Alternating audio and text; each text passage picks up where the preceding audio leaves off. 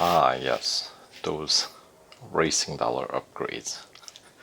12 hours. Well, you know what? I had other things to take care of, so it's all good. But more importantly, they're done. So next, we got tier 2 here.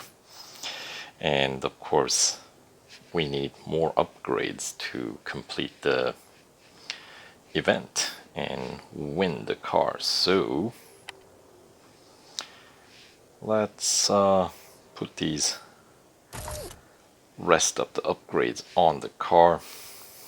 So we'll go ahead with the engine. We gotta get the gold upgrades and the following racing dollar upgrades. 1 day R&D. So it'll get done, I suppose, this time tomorrow. Same for Drivetrain. So yep, needs to happen sooner or later. So might as well get them done and get on with the program, right?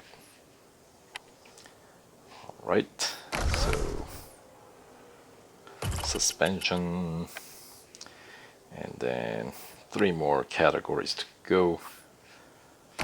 Exhaust, brakes, and finally tires and wheels.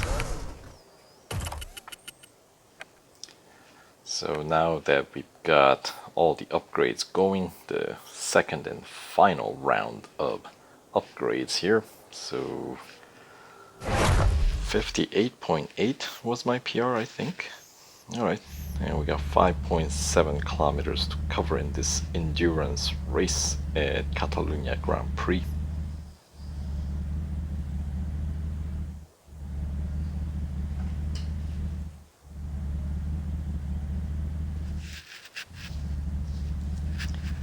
Alright, here we go.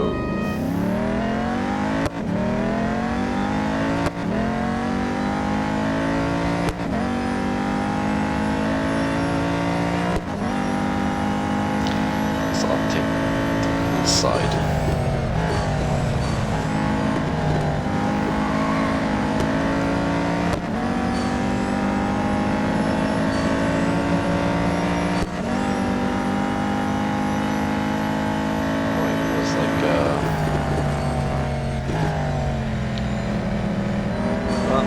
Slightly under 6 kilometers, right? So technically if I overtake 6 cars, there should be enough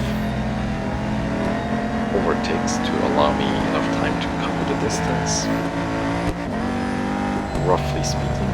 Although some of the overtakes I might have made them too early, meaning I didn't get full 10-second bonus. So we'll see how this goes.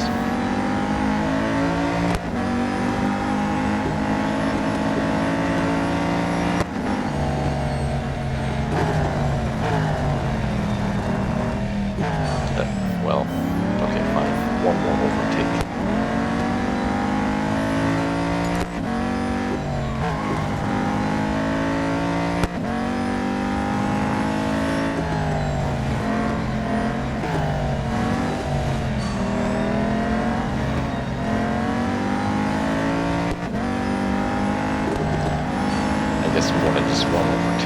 One more overtake, a few more overtakes, and I'm definitely gonna have some excess time to kill at the end of this one.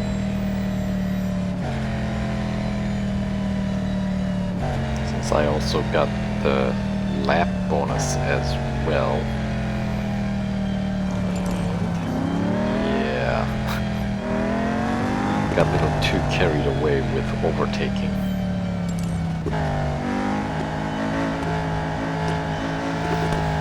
So now we got some time to kill. There we go. Alright, so this is the GT4, the third GT4 car where we get to take out for a spin. So I don't know if you guys have already kind of formed an opinion about these, because I haven't really quite made up my mind. I feel like there are more similarities than differences. So far I feel like, well, you know, Audi felt about as good as Porsche, and that felt about as good as this Camaro, just the way I'm feeling it right now. You know, with Porsche I was perhaps anticipating it to be less grippy than obviously coming out of Audi, but you know, so I was expecting lower grip, but I didn't feel it had low grip by any stretch of means. So you know what I mean, when your expectations are such that well, you know, you're expecting certain performance from a car and it does better than that, then you kind of have to, you know, adjust your standard, I guess, what you should be expecting. So yeah, it's tough to decide, but perhaps that's a benefit to players, not so much to, because, you know, they perform relatively close to one another. So if you decide to pick just one car out of the 5, and I guess you don't necessarily have to feel like somehow you're going to be cheated out of getting a better car if you just pick one, because as I said, they feel relatively similar from one another. There are some, when push comes to shove, there might be some small difference that's just enough to make a difference, but you know, just running through the series, I feel like we're not really gonna be benefiting from one over another. So that's at least my current assessment, as I am barely getting started in this limited time series, just tier 2 here, obviously, the gold trophy number 5 of the entire series. So let's keep on pressing on here with the cup at Dubai Grand Prix. Single lap PR requirement 51.5, which I have met and then some with those gold upgrades now. 58.8 is what I'm sporting. Let's see, 14 upgrades with the remaining 7 on their way.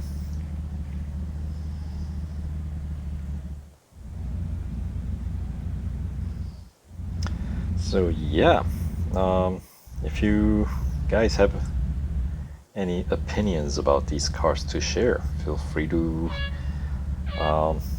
write about them, what you guys think, in the comment section if you care.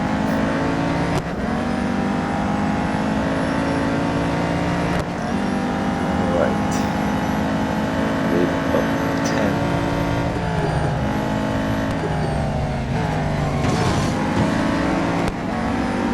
Alright, still get it to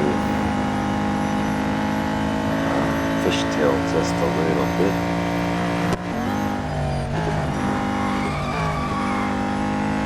Some drifting.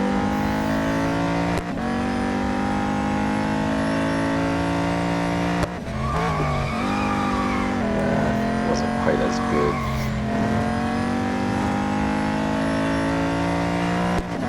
perhaps it is still a bit too grippy. Yeah, perhaps those are the moments where I feel like, okay, yeah, Porsche is definitely the one with the tail happy. Because this one, you know, rips pretty quickly if you let it go. And here, it's, yeah, comes right back under control pretty quickly instead of continuing to drift across the track. So those are some areas where these cars perform slightly differently.